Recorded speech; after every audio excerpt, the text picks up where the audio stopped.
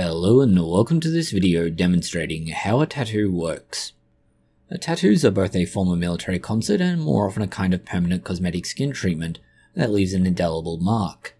The degree and nature of tattoos varies drastically, some being basic and others truly art on a living canvas. While the idea of a painted woman may be an antiquated image of tattoos, it is somewhat true. It does involve a pigment or dye, a brush of sorts, and personal talent. Fortunately, it less often involves alcohol, drugs, and offering your ear to a prostitute, although that may be applicable. Unlike painting, a tattoo is done on the human skin. Perhaps it's better to say in the human skin, as it is both directly onto and into the skin. This makes it complicated. For that reason, we will start with a simple schematic version of the skin layers to understand what is happening. You have several layers of skin: the epidermis, dermis, and subcutaneous tissue, also known as the hypodermis. It is in the middle layer or dermis that tattoo dye is deposited. The reason for this is that the epidermis has a high turnover rate, and as such a shallow tattoo in this area will very quickly decay or fade. Too low and you won't be able to see the pigment. As such, you need to have it in just the right place, essentially a Goldilocks zone. The depth of penetration for this is only a couple of millimeters, somewhere around 2 millimeters or about 1/12 of an inch. By being deeper in this area, the dye does not have the chance to be removed through skin turnover, or the cells that have become your dead skin cells and flake off, nor is it going to be carried away in the blood, nor create other issues of the same kind. It's just right to work. Understand, it's a gross oversimplification, so to understand that we need to look at what's actually happening. Tattooing involves the needle gun, and each stroke of the tattoo or needle gun deposits a small amount of dye into the area it strikes, by inserting one or more needles through the epidermis and into the dermis. This occurs between 1 and up to 3,000 times a second. For this video we will assume just one needle, but the set can range from a single needle to many. Ideally, they get replaced between each customer, otherwise you have issues around the operation you're going to. Each stroke of the tattoo gun quickly inserts the needle on which the end of is a small amount of the dye.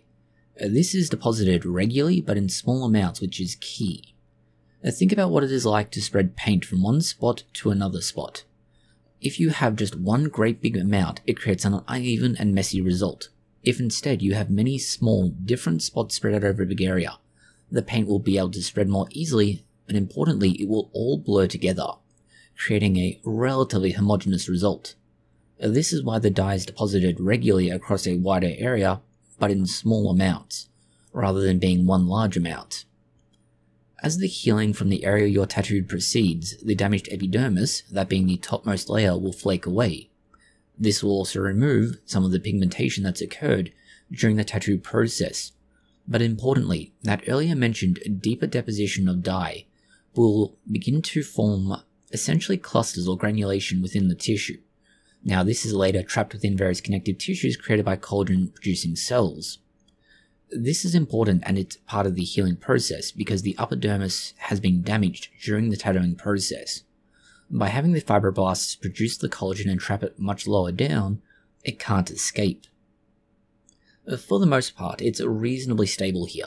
Understand, we say reasonably as there are points we'll get onto regarding the degradation of tattoos in the long term, but for now just consider that it's reasonably stable. The second factor that will come into play is the immune system. Now, we'll touch on the immune system and its reaction to tattooing later, but what we want to talk about now is what's going on when you're being tattooed, and particularly the recovery process immediately afterwards. There are white blood cells that come into play around the area that you get at your tattoo. These are called macrophages. Macrophages have the primary role of cleaning up anything that's in an area where you've been injured or wounded, or any foreign substances that they think shouldn't be where they are. Because you've essentially been wounded or stabbed repeatedly by the tattoo gun, these macrophages come into the area where you are tattooed en masse, and try and take away all of the foreign material in the form of the tattoo dye or ink. Because the macrophages get filled up with this dye, they also happen to get stuck there, and part of that being stuck there is down to those fibroblasts and the collagen that keeps them from escaping again. It ensures that your tattoo ink remains in that area, and the body thinks it's already been dealt with because the macrophage has already been there. Over time, you gradually heal and recover, and now you have a reasonably permanent tattoo. The reason we say reasonably permanent is down to the nature of the dye. The dye or ink that's used in the tattooing is perhaps one of the more important factors. It's one of the things that makes the pain and suffering of aftercare, in theory, worthwhile. Let's actually get to that first. You need to, and in fact you must, engage in a certain amount of aftercare when you are tattooed. One reason for this is simply safety. We've already mentioned how you've essentially punctured a large number of holes in the body to try and get the ink or dye into the epidermis and dermis. In order to do that, you have essentially broken through the first line of defense your body has, the skin.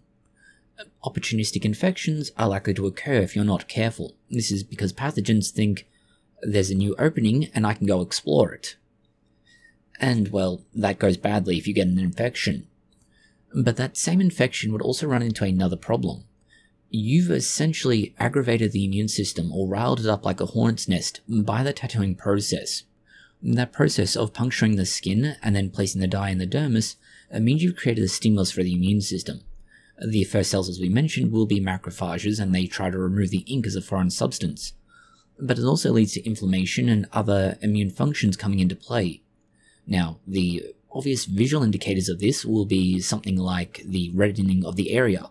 This is a form of inflammation from the various chemokines and tectokines being sent into the body, telling it that there's harm that's happened.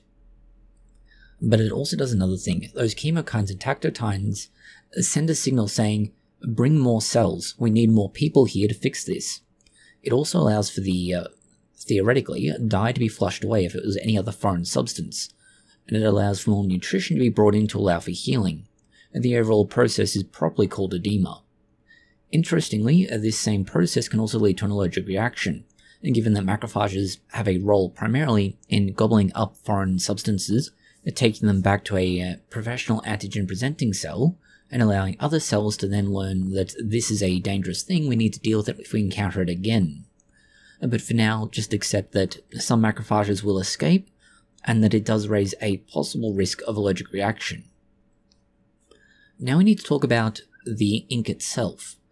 The ink used in tattooing is going to be something very carefully made today, mostly owing to the fact that it is essentially a permanent cosmetic product. And the big thing here is that you don't want it causing problems unexpectedly, so there are going to be issues around the chemistry regarding safety to start with. You could use any old dye you want, but it could create all sorts of issues if it's toxic. Most tattoos now are made using a fairly inert pigment. These inert pigments have several features to them, the obvious being that they are very colourful. But what's important to them beyond being colourful is that they need to be at the right size, that they can't be easily carried away by macrophages or diffuse away from the site they've been put into. If they could, you'd find that the coloration of your tattoo just becomes one great big smudge. Kind of like Van Gogh's Scream, except, well, less alcohol, drugs, and prostitutes involved. The tattoo inks now contain two primary parts, the pigment which gives you your coloration and the carrier solution.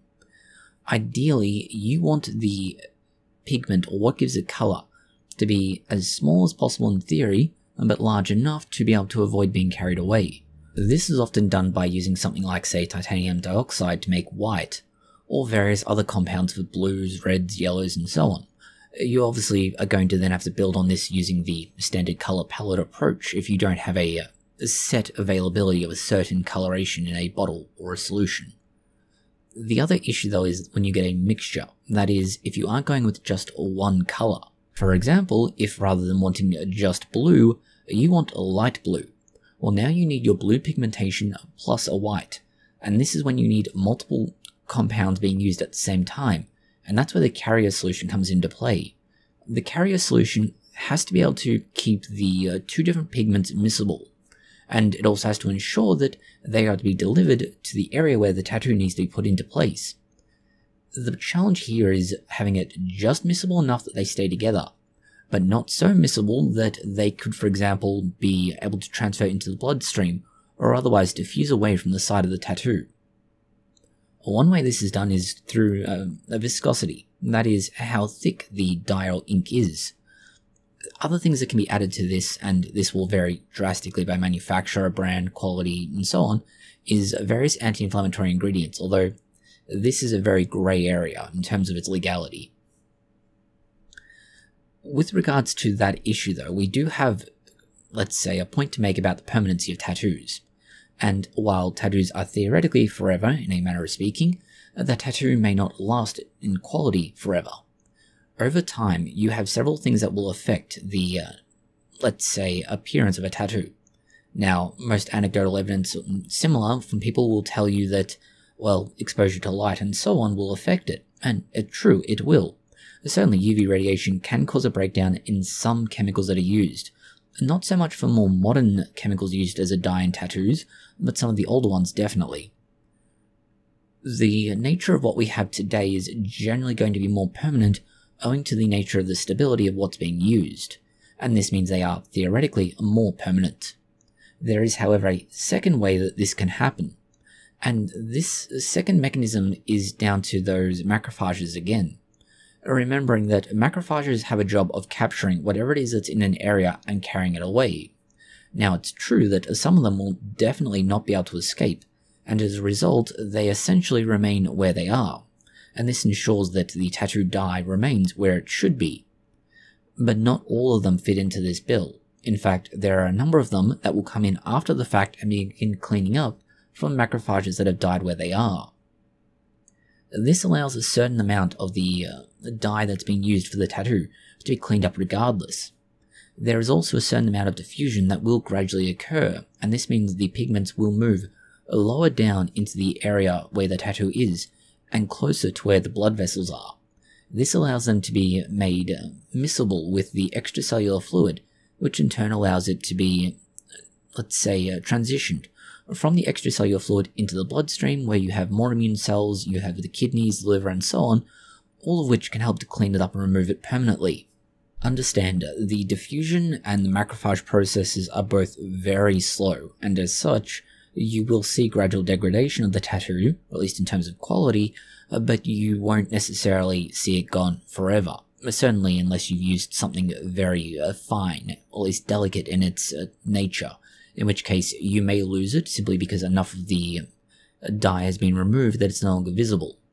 But in terms of the permanent removal, well, there's really only one truly effective option that doesn't involve removing large sections of skin, and it's laser removal. And the reason laser removal works is that it essentially breaks down the dyes that are used into smaller parts. Essentially, the energy from the laser causes the dye to become excited, and that energy breaks the bonds within the dye, allowing for it to be diffused away or picked up by macrophages and other cells and cleaned up that way. Since you can only go both so deep and so long with the laser each session that this is done for, it's one reason why most laser removal of tattoos requires multiple sessions. And that's because you gradually wear away, almost like scraping at the tattoo to get rid of it. It's a very rough approximation, but if you were to look at, say, a piece of wood and sandpaper, it's a similar idea, where if you draw a line on a bit of wood, and then you begin sanding it, you may not be able to remove all of it the first time, but as you swipe it over again and again with the sandpaper, more and more of it gets taken away. And that's the same fundamental idea with laser removals of ink for a tattoo. There is also some research into this which is interesting. It's indicating that, ironically enough, the macrophages that are so useful in other parts of sequestering the ink to keep it in place, and later on in trying to remove it, might also be inhibiting the ability to remove a tattoo using lasers. And that's because the macrophages that come in to remove the remaining ink after you've had a laser removal session could theoretically be sequestering it and holding onto it, and protecting it from the laser when you next have another session, thereby preventing your body from being able to get rid of the tattoo. This is how a tattoo is made and how it both stays for a long time, but also gradually fades or decays. It's also why, in some ways, tattoo removal can be much more challenging than it might seem at first glance, and how little we actually know about doing so. Thank you for watching this video. If you found it interesting, consider liking, sharing, and subscribing. Please do post any comments, questions, or suggestions you have below.